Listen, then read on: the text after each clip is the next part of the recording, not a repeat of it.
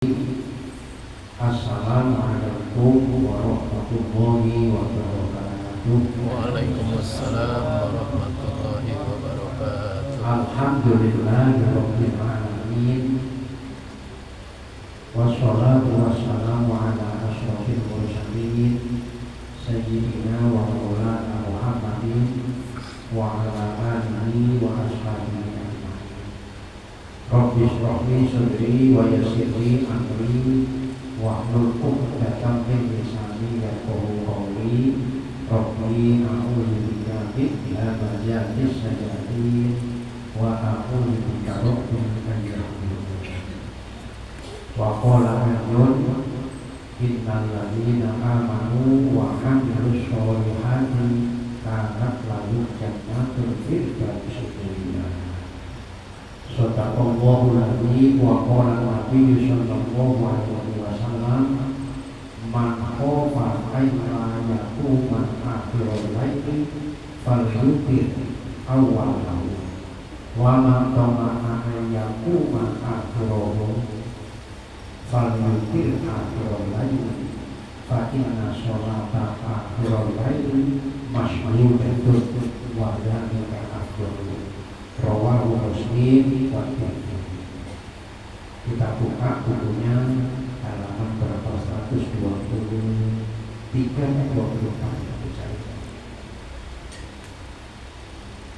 Malam ini bersama-sama kita untuk memahami bersama-sama satu hadis yang diriwayatkan oleh Imam Muslim, Imam Tirmidzi, yang berkaitan dengan ibadah sunnah.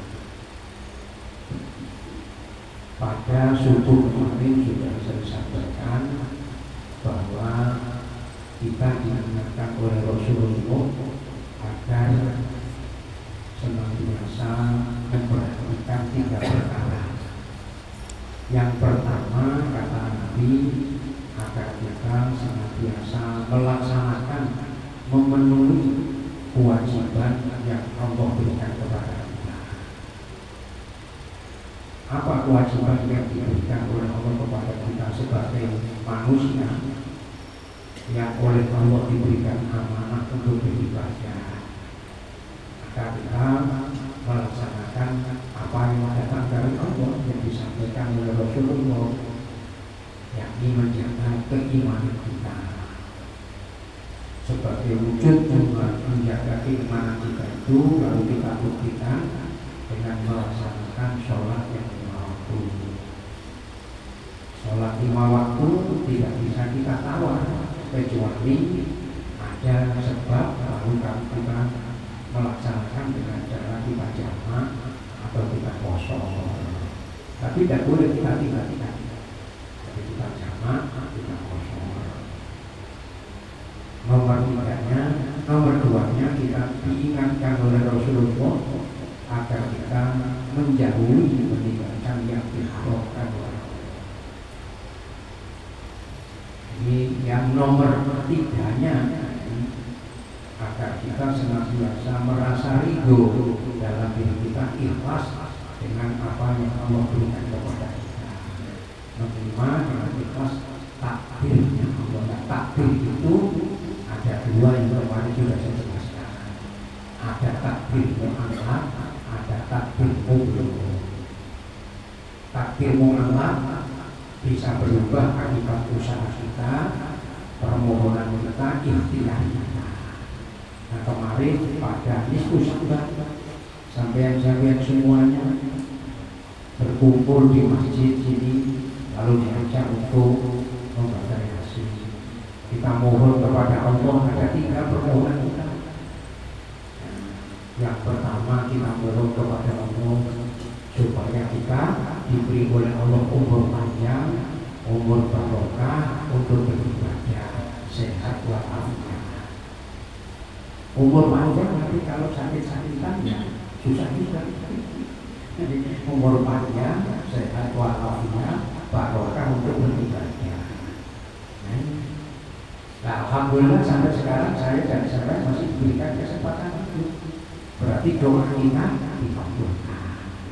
Karena kita tidak tahu takdir umur kita. Lalu pada yang kedua itu kita diajak untuk memohon kepada Allah Subhanahu wa Ta'ala agar kita diberi oleh Allah rezeki yang banyak, yang luas, yang halal, yang barokah untuk ibadah. Karena memang amanah yang Allah berikan kepada kita ya beribadah. Jadi mohon kepada Allah agar diberi rezeki yang luas, yang barokah. Dengan rezeki yang luas, nanti kalau tidak digunakan untuk ibadah, nanti dituntut rezekinya. Karena di dalam rezeki yang Allah berikan kepada kita ini ada haknya orang lain. Maka kita kenal dengan yang namanya zakat. Nanti zakat itu ada yang punya hak yang disebut dengan mustahik zakat. Nah, mustahik zakat itu berdasarkan surat At-Taubah ada 8 asma yang sampai sudah hafal semuanya. Lil fuqara wal masakin wal amilina 'alaiha wal mu'allafati qulubuhum wa fil riqab wal gharimina wa fi sabilillah wa fi sabilillah. Ini 8 asma inilah yang berhak untuk menerima zakat, baik zakat fitrah maupun zakat harta. Jadi tidak ada janda, tidak ada duda, tidak ada yatim. Jangan nanti pakai piatu ya. Oh janda, tidak. Oh duda, tidak. Kalau janda atau duda atau masuk, apakah dia masuk dalam kelompok miskin? Ini harus dibatasi, diawasi supaya kita tidak salah-salah nanti zakat itu. Kemarin saya diminta diajak untuk rapat dalam rangka menentukan kadar zakat. Nah, ini karena zakat itu ada yang membolehkan dengan uang, ada yang tidak membolehkan dengan uang, maka amil harus paham. Kalau amil nanti tidak paham, nanti salah di dalam melakukan pekerjaannya. Bagaimana supaya tidak salah? Kalau memang si muzaki itu melaksanakan zakat fitrahnya dengan menggunakan beras, sekarang ditentukan keputusannya dari hasil rapat kemarin itu satu orang itu 2,7 kalau menggunakan beras, karena itu sudah diukur dari berbagai macam ukuran. Lalu dipertemukan itu mendapatkan 2,7 kilogram. Karena kalau 2,5 kilogram itu sangat riskan ukurannya. Nah, ini yang dipahami itu 2,7. Nah, biasanya saya kalau melaksanakan zakat itu saya beri kadang-kadang 3 kilo. Kalau lebih saya niatkan untuk sedekah. Karena kalau nanti sampai kurang menjadi rusak daripada zakatnya. Jadi saya pesankan sampai nanti kalau menggunakan beras, karena menurut mazhab Syafi'i harus menggunakan makanan pokok yang mengenyangkan di daerah itu. Kuting bilang makanan pokok di daerah kita ini makanan pokok yang beras. Nah, silakan beras ya tergantung saja kemampuan saya. Kalau bisa lebih baik daripada yang dimakan, kan begitu kalau bisa. Kalau tidak ya sama yang dimakan. Kalau menurut mazhab yang lainnya dari 4 mazhab ini ada yang nanti membolehkan dengan menggunakan uang. Jadi zakat fitrahnya dirubah diganti menyerahkan zakatnya dengan uang. Maka kalau dengan uang itu ukurannya harus mengikuti ukuran yang membolehkan menggunakan uang. Tidak boleh menggunakan ukuran yang tidak menggunakan uang. Seperti mazhab Syafi'i cuma 2, dihitung dituliskan tadi 2,7,5. Terus nanti kalau bayar zakat dengan menggunakan uang, jangan diukur harga yang 2,7,5. Harus menggunakan ukuran yang dibolehkan oleh mazhab yang membolehkan ukuran menggunakan uang.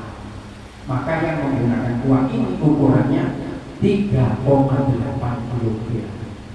Jadi kalau dengan uang maka dikalikan, umpamanya harganya itu 15, ya 15 kali 3 berarti 45 ditambah lagi dengan 8 kg itu 8 ton itu jumlahnya. Nah, kemarin disepakati setelah dihitung kalau dengan menggunakan uang itu yang paling rendah itu 50.000, yang tengah 60, yang besar yang tinggi 70. Itu kemarin hasil dari rapat di Jawa Tengah. Nah, ini karena mohon maaf saya adalah orang yang menggunakan mazhab Syafi'i, jadi saya menggunakan mengeluarkan apa namanya itu zakat fitrah dengan beras, makan pokok. Terus ambil, jangan sampai nanti beras yang ada di situ nanti ujar bahasa orang Banjar itu sorong simpan ya, jangan sampai. Karena itu ambil tidak memiliki hak, bukan haknya amil. Beras yang diterima di situ adalah beras milik mustahik zakat. Jadi kalau seandainya menggunakan beras, maka kalau perlu dari panitia masjid atau masjid ini menyiapkan beras. Tapi kalau sudah ada yang datang menggunakan uang, oh ini saya akan menggunakan 50.000 Pak per orang, berarti di situ sudah ada. Tapi seandainya dia menggunakan ukuran dia sendiri, dia tidak menjadi masalah, karena dia yang dimakan umpamanya beras dorong subsidi dapat 4.000 per kilo umpamanya. Saya menggunakan beras Pak per kilo, saya dihargai 4.000, ya 4.000 dikali 4 itu kira-kira ya per orang 16, ya terima saja. Jangan lama tidak cukup, karena di situ kemampuan, karena yang dimakan itu mau itu. Tapi bagi kita ya kita pahami diri ini tingkat keimanan kita. Nah, mudah-mudahan karena setahun hanya sekali untuk mengeluarkan zakat kita itu. Mulai dari awal puasa sampai nanti sebelum melakukan sholat Idul Fitri itu batasannya mengeluarkan zakat fitrah. Adapun membaginya walaupun sudah lewat daripada Idul Fitri dibolehkan. Jadi jangan sampai ibaratnya nanti malam-malam sampai jam 3, jam 4, jangan sampai. Kalau perlu ya di mana yang kira-kira mustahik zakat yang sangat memerlukan itu didahulukan.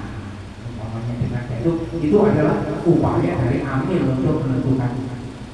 Baik, itu yang perlu saya sampaikan dari hasil dari kebetulan saya diminta untuk mewakili dari Dewan Masjid Indonesia untuk melaksanakan kegiatan menentukan apa hasil apa penentuan zakat.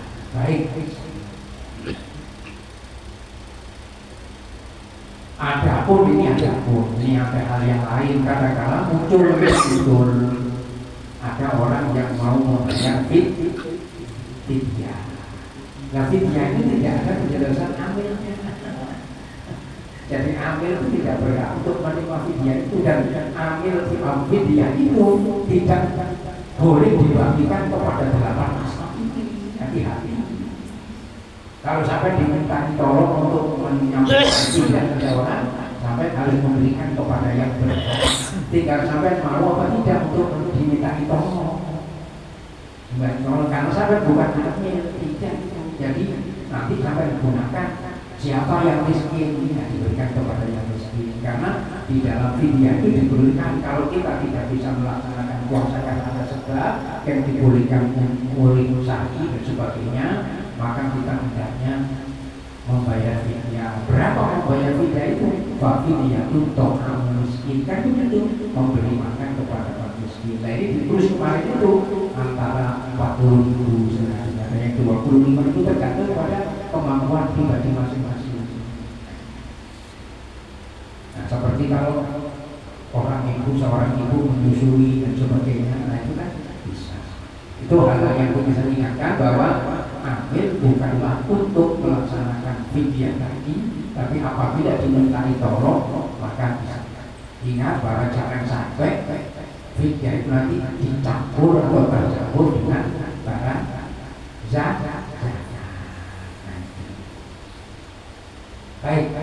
Nah, sekarang kita melihat pada halaman yang buku sampai itu, kita membahas masalah kegiatan sholat yang tidak ada dilakukan di malam di malam-malam yang lain kecuali malam Ramadan, jadi sholat tarawih. Nah saya baca beberapa tidak, katanya di Mekah dan Madinah memutuskan berapa rakaat. Jadi penentuan sekolah tidak putusan Rasulullah. Nah kalau perlu ya Bapak mungkin bisa melakukan sholat tarawih 100 rakaat. Ya, kita di sini biasanya 20 ditambah 3 saja 8 sudah larian semuanya. Ya boleh saja. Kalau nggak tarawih juga nggak apa-apa. Nah, cuma kan nggak dapat kebalikan kan begitu masalah. Nah, tarawih 2 rakaat sama 2 rakaat sudah umum itu hanya ada di bulan Ramadan. Jadi kalau saya dan sampai semuanya diberikan kesempatan oleh Allah bertemu dengan bulan Ramadan, maka kita berupaya untuk bisa menghiasi di bulan Ramadan dengan berbagai macam amal. Di antaranya adalah amal ibadah sholat tarawih. Sekalipun Rasulullah tidak melaksanakan 1 bulan lamanya, nah kita bisa untuk melakukan. Karena saking mulianya bulan Ramadan itu, saya dan sahabat sudah tahu betul ibadah yang sunat diberi oleh Allah pahala sama dengan melakukan ibadah wajib dilakukan di lain bulan Ramadan. Ini kan berarti keuntungan yang besar. Adapun sholat witir itu berlaku setiap malam, tidak hanya pada bulan Ramadan saja. Setiap malam kita diperintah oleh Nabi untuk melakukan sholat witir. Maka perintahnya autimu, sholat witirlah kalian semuanya. Mau 7 rakaat, mau 5 rakaat, mau 3 rakaat, mau 1 rakaat, silakan untuk melakukannya. Ini, nah Nabi kalau melakukan sholat witir umpama 9 rakaat, terus 9 rakaat itu lalu tidak ada tahiyat, tidak ada kecuali tahiyat akhir. 9 rakaat itu langsung tahiyat akhir. Begitu juga. Kalau sampai melakukan sholat witir itu sebanyak 3 rakaat, maka untuk melakukan sholat witir 3 rakaat ini terjadi di Indonesia ini kita yang aneh, yang terusnya itu ini. Tapi apakah salah ya? Tidak, itu kalau ulama.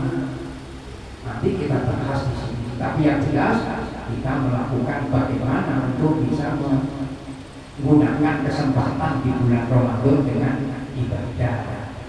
Nah kalau sholat witir kan sudah kita lakukan dalam setiap malam. Ya sholat tarawihnya kan kalau nanti kita dipertemukan oleh Allah dengan bulan Ramadan. Nah di bulan dilakukannya sholat witir ini berdasarkan hadis yang diriwayatkan oleh Imam Nasai dan Imam Ibnu Majah, Rasulullah Sallallahu Alaihi Wasallam diterangkan oleh istri beliau namanya Aisyah. Su'ilat Aisyah radhiyallahu anha. Ada cari nanti. Kalau tidak ada, pasti tulisan Indonesianya ada. Su'ilat Aisyah radhiyallahu anha bi ayyi shay'in kana yutiru Rasulullah sallallahu alaihi wasallam. Siti Aisyah, Sayyidah Aisyah ditanya tentang Rasulullah dalam melaksanakan sholat witir. Bagaimana Rasulullah melaksanakan sholat witir itu bagaimana? Qala, lalu Siti Aisyah berkata, menjawab setelah beliau ditanya oleh sahabat Nabi bagaimana Rasulullah melakukan sholat witir itu bagaimana. Lalu beliau Siti Aisyah istri Rasulullah beliau menjawab, karena yang rohu fil ula bisa birisma rabbikal a'la. Adalah Rasulullah kalau melakukan sholat witir di rakaat yang pertama sesudah membaca surat Al-Fatihah, beliau membaca surat Al-A'la, sabbihisma rabbikal a'la. Jadi kalau witir itu membaca sabbihisma rabbikal a'la rakaat pertama itu ada rukunannya, ada dalilnya. Seandainya tidak membaca sabbihisma rabbikal a'la, ya tidak apa-apa. Boleh-boleh saja. Karena bacaan itu kita melaksanakan mengisi di dalam sholat witir menggunakan rakaat yang pertama sesudah Fatihah membaca surat Al-Alaq, itu berarti kita mengikuti mencontoh Rasulullah. Nah itu masalahnya. Wa fisaniyati bikul ya ayyuhal kafirun. Pada rakaat yang kedua setelah membaca suratul Fatihah, beliau membaca surat Al-Kafirun. Nah ini sudah biasa kita lakukan. Rakaat pertama sesudah membaca Fatihah baca satu hadis. Rakaat yang kedua sesudah membaca Fatihah membaca qul ya ayyuhal kafirun. Nah yang tidak biasa ini yang biasa kita lakukan pada sesudah rakaat yang kedua biasanya kita melaksanakan tahiyat. Kan begitu. Nah ini yang tidak biasa. Berdasarkan hadis ini tidak begitu. Wa fisalisati dan pada rakaat yang ketiga. Nah kalau kita bicara rakaat yang ketiga berarti ini urutan 1, 2, 3 tidak dipisah oleh tahiyat. Tidak dipisah oleh tahiyat. Jadi 3 rakaat artinya dilaksanakan langsung. Nah kita di sini biasa sudah melakukan 2, terus tahiyat akhir, terus salam, setelah itu kita berdiri menambah 1. Nah itu akwal ulama. Pak bagaimana ya sampai dan saya ketika sampai sholat di masjid yang witirnya 3 lakukan ikut. Kalau di masjid ini melakukan 2 tambah 1 ikuti. Begitu. Saya menyatakan itu. Maka ketika saya tanya sholat witirnya gimana, ada yang semua serentak 3 rakaat Pak manfaatkan Ustaz masuk 3 rakaat. Kalau di masjid ini 21 semuanya nanti ada tuntunannya sehingga tidak di dalam kita melakukan ibadah itu nanti terjadi permasalahan. Nah kalau dalam hadis yang diriwayatkan oleh Imam Nasai dan Imam Ibnu Majah di sini dijelaskan wa fisalisati dan pada rakaat yang ketiga beliau membaca sesudah Fatihah 3 surat. Qul huwallahu ahad, surat Al-Ikhlas dan surat Al-Mu'awwidataini, Qul a'udzu birabbil falaq dan Qul a'udzu birabbin nas. Ada dalilnya. Ada pedomannya. 3 rakaat. Pak, bagaimana kalau seandainya saya 1 rakaat saja? Ya tergantung seandainya saya 1 rakaat setelah Fatihah baca cuma qul huwallahu ahad saja, ya tidak apa-apa. Tidak apa-apa. Tapi kalau kita kepingin untuk mencontoh Nabi begitu.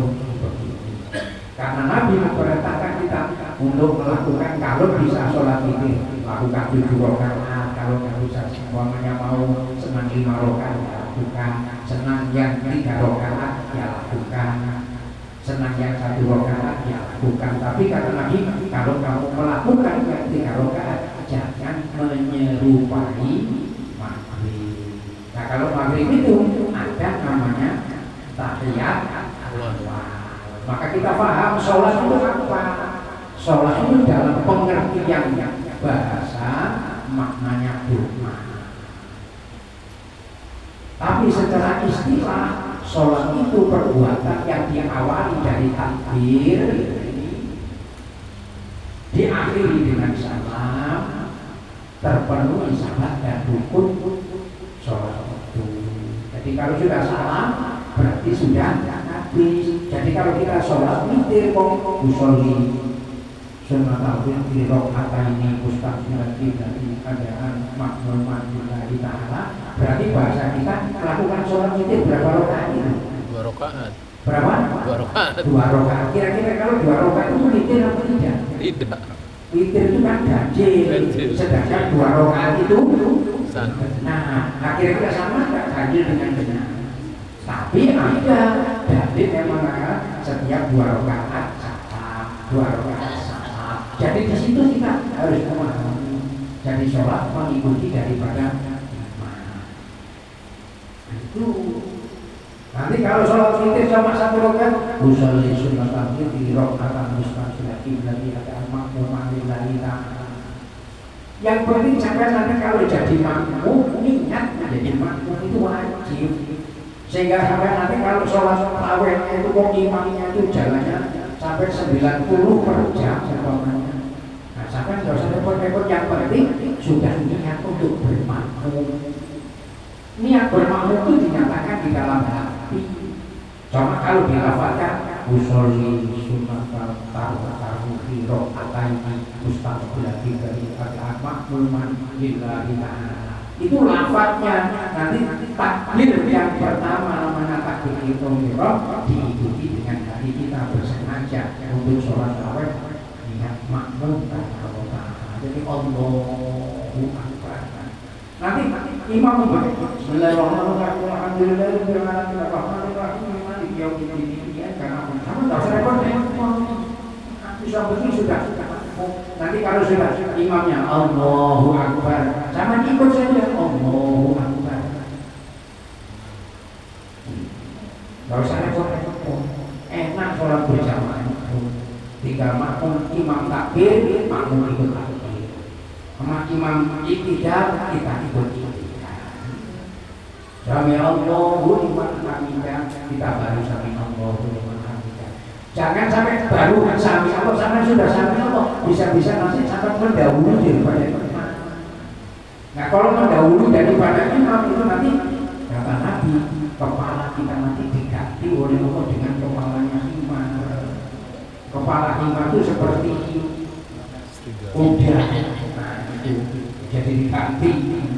Maka kita aba-abanya Allahu Akbar ikut Allahu Akbar. Sami Allahu liman hamidah. Jadi makmum itu aja.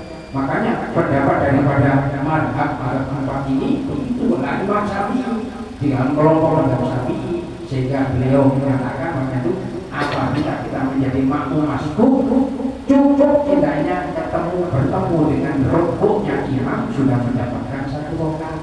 Itu pada baca apa yang penting di dalam niatnya, niat untuk menjadi makmum, meniatkan diri menjadi makmum. Itu wajib bagi seorang makmum. Tapi bagi seorang imam tidak ada landasan hukum untuk wajib menyatakan diri sebagai imam. Ada sebagian yang menyatakan sunnah. Tapi saya biasanya kalau menjadi imam tetap saya menyatakan imam. Nah, ini ada mungkin yang ingin ditanyakan silakan. Ini sebentar lagi kita akan melaksanakan, mudah-mudahan kita dipertemukan oleh Allah dengan apa namanya bulan Ramadan.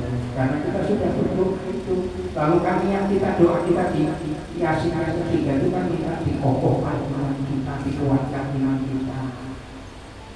Nah, kalau sampai nanti saya dan siapa diberikan kesempatan bertemu dengan bulan Ramadan, apa yang kita bisa manfaatkan? Maka orang mukmin bahagia sekali manakala diberikan oleh Allah kesempatan bertemu dengan bulan Ramadan. Maka kutiba alaikumusnya itu ya ayyuhalladzina amanu kutiba alaikumusnya itu kewajiban di bulan Ramadan ada tambahan, bukan tidak kita melakukan kewajiban seperti biasa, tapi di bulan Ramadan ada kewajiban yang lain, yakni melakukan saum di bulan Ramadan. Kewajiban kita, lah kutiba ini juga termasuk diantaranya bagaimana kita bisa untuk menghidupkan daripada bulan Ramadan. Bagaimana menghidupkan yang dimaksudkan? Menggunakan kesempatan atau pekerjaannya di bulan Ramadan dalam rangka untuk memperbanyak ibadah. Lalu muncul biasanya tadarrusan. Nah itu nanti tadarrusan boleh. Kan kalau tarawih itu guru Fatihahnya kan laju. Nah, supaya kita bisa Al-Fatihahnya full, boleh nggak?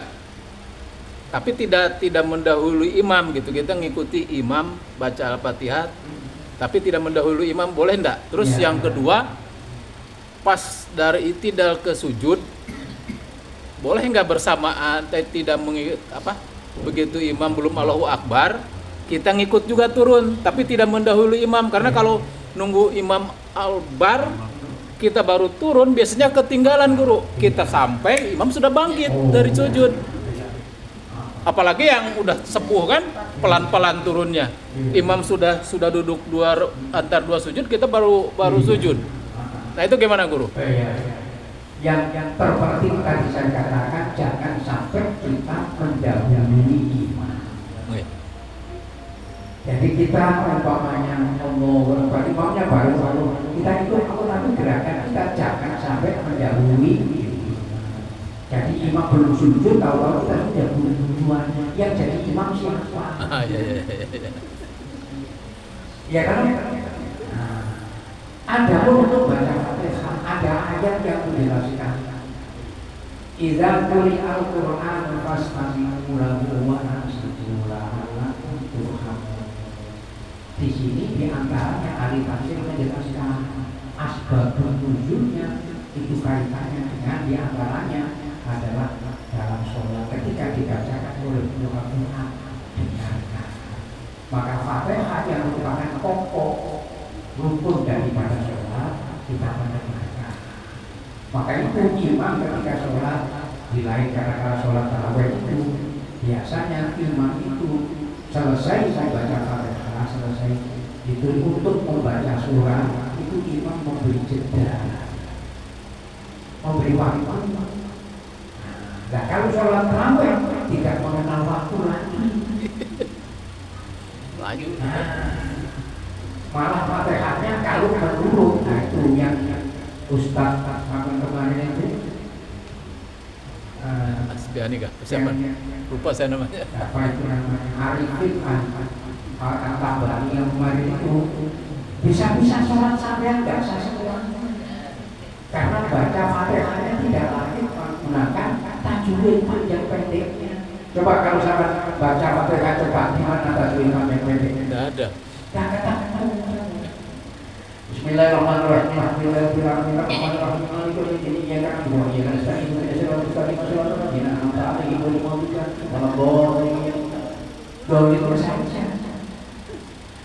Bismillahirrahmanirrahim. Alhamdulillahirabbil alamin. Ar-Rahmanir-Rahim. Kalau saya jadi imam begitu, tidak sampai 20 bubar suaranya sudah. Lawas sudah. Maka biasanya makmum mencari di mana yang imam itu cepat. Nah, kira-kira bagaimana kita? Jadi makanya tadi saya sampaikan, makmum tidak usah repot. Allahu Akbar. Imamnya Bismillahirrahmanirrahim. Alhamdulillahirabbil alamin. Kita diam dengan saja. Nanti kalau sudah cepat saya nggak baca apa-apa. Tinggal nanti Allahu Akbar, Allahu Akbar. Mungkin banyak tidak usah pakai suara biar tidak apa-apa. Sampai yang punya kerupuknya malah nyaman gitu. Karena akhirnya sholatnya lagi sujud kayak mantuk-mantuk.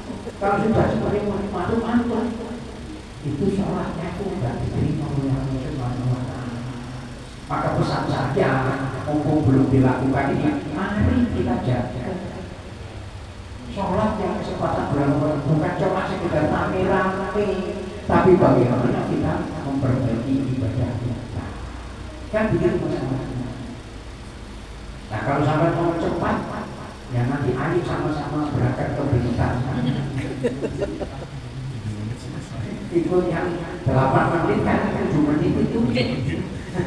Yang 8 menit bisa 20 rakaat itu. Masya Allah. Jadi,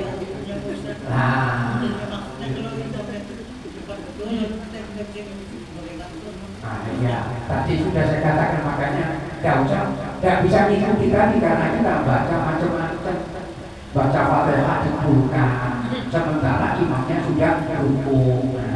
Makanya kalau sholat berjamaah itu semuanya sudah ditanggung imam, maka wajib sampeyan menyatakan diri sebagai makmum. Wajib.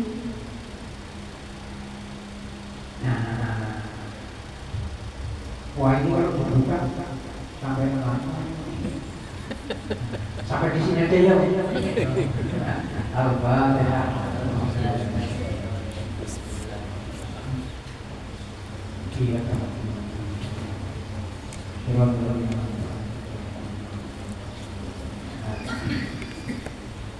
Amin ya Allah.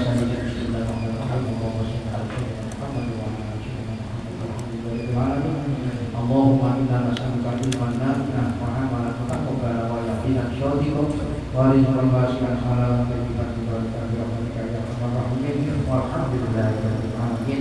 Kita akhiri bersama dengan membaca doa kafaratul majlis.